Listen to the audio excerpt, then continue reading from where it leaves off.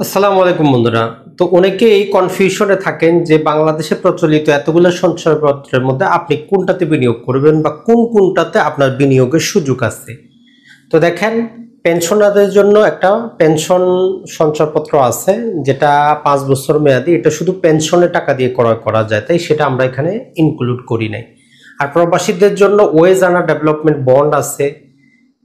এটা ছাড়া US dollar premium, US dollar investment দুটো আছে, সেটাও আমরা এখানে ইনক্লুড করি নাই। এটা ছাড়া পোস্ট অফিসে একটা সাধারণ হিসাব আছে, এটাও ইনক্লুড করি নাই। তাহলে একজন সাধারণ ব্যক্তি হিসাবে বা এই তিনটি সঞ্চয়পত্রের মধ্যে আপনি ইনভেস্ট করতে পারেন।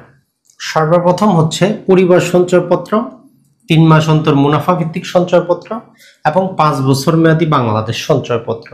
এই তিনটা, আর পাশাপাশি আরেকটা হচ্ছে পোস্ট অফিসে 3 বছরের আপনি মেয়াদি হিসাব করতে পারেন। এই চারটাতে সর্বোচ্চ কত টাকা আগে বিনিয়োগ করতে পারবেন সেটা একটু মনে রাখেন। বাংলাদেশে সরকারের সর্বশেষ নিয়ম অনুযায়ী পরিবার সঞ্চয়পত্র, 3 মাস অন্তর মুনাফা ভিত্তিক সঞ্চয়পত্র এবং 5 বছর মেয়াদী বাংলাদেশ সঞ্চয়পত্র, এই তিনটা একত্রিত করে আপনি ম্যাক্সিমাম 50 লাখ টাকায় বিনিয়োগ করতে পারবেন। এখন আপনি জানেন আপনার ইনভেস্ট করার ক্যাপাসিটিটা কেমন। পাশাপাশি পোস্ট অফিসেরটা পৃথক, এটা মনে করবেন, অনেকেই একসাথে নিয়ে আসেন। পোস্ট অফিসে 10 লাখ টাকা পর্যন্ত আপনি বিনিয়োগ করতে পারবেন। তাহলে টোটাল 50 আর 10, এই 60 লক্ষ টাকা আপনি বিনিয়োগ করতে পারতেছেন। 50 আর 10, 60 লক্ষ টাকা, এই জিনিসটা মনে রাখবেন। এখন আসি পরিবার সঞ্চয়পত্র। এইটার মধ্যে কিছু কন্ডিশন আছে।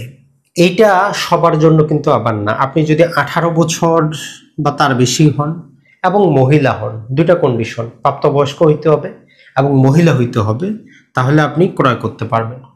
2 নাম্বার, আপনি নিবন্ধনকৃত যদি কোনো প্রতিবন্ধী হন, হ্যান্ডিক্যাপড হন, তাহলে ক্রয় করতে পারবেন।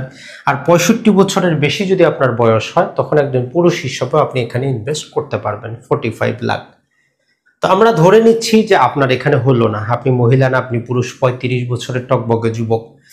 তাহলে আপনার জন্য সুযোগ হচ্ছে 3 মাস অন্তর মুনাফা ভিত্তিক সঞ্চয়পত্রে আপনি 30 লক্ষ টাকা বিনিয়োগ করতে পারেন। আর যেহেতু আপনি 50 লাখ টাকা বিনিয়োগ করতে পারবেন, আর 20 লাখ টাকা আপনি 5 বছর মেয়াদিতে বিনিয়োগ করতে পারেন। অথবা 5 বছর মেয়াদিতে আপনি 30 লক্ষ টাকা আর বাকি 20 লক্ষ টাকা 3 মাস মেয়াদি অন্তর মুনাফা ভিত্তিক সঞ্চয়পত্রে বিনিয়োগ করতে পারেন। কোনো ক্রমেই 50 লাখের উপরে কিন্তু যাবে না। যেহেতু আপনার এনআইডি প্রয়োজন, আপনার এনআইডি নাম্বারটা সিস্টেমে ইনক্লুড যখনই এন্ট্রি করা হবে, আপনার কোন ব্যাংকের কোন শাখায় কিভাবে আপনি ক্রয় করছেন টোটালটা তাদের সামনে চলে আসবে।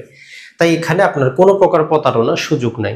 এখন 50 লাখ আপনি বিনিয়োগ করলেন, এটাতে করেন, এটাতে করেন, অথবা এটাতে করেন, মোটামুটি সবগুলারই লাভের হার যদি আমরা অ্যাভারেজ বলে দেই 11.50 থেকে নিয়ে মোটামুটি 12.43-এর মধ্যে অন অ্যাভারেজ। সরকারের যে 5% বা 10% এগুলো কেটে যদি আমরা হিসাব করি, একটা ফ্ল্যাট হিসাব যদি করি, অন অ্যাভারেজ সবগুলাতে আপনি 11% করে হিসাব করতে পারেন, সহজে জাস্ট মনে রাখার জন্য। এখন এই পোস্ট অফিসে আপনি 3 বছরের জন্য 10 লাখ টাকা রাখতে পারবেন। তাহলে টোটাল ইনভেস্টমেন্ট হইল আপনার 60 লাখ টাকা।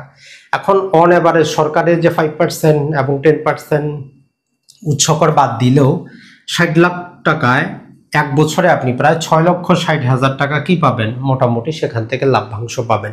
মাসে যদি আমরা হিসাব করি, তাহলে মোটামুটি আপনি 55,000 টাকা, 55,000 টাকা, আপনি 55,000 টাকা যাকে আমরা বলি, আপনি প্রতি মাসে মুনাফা পেতে পারেন। তাহলে এইটা হচ্ছে নর্মাল সাধারণ যিনি বাংলাদেশি নাগরিক তার জন্য। তাহলে পরিবার সঞ্চয়পত্র, 3 মাস অন্তর মুনাফা ভিত্তিক সঞ্চয়পত্র, 5 বছর মেয়াদি।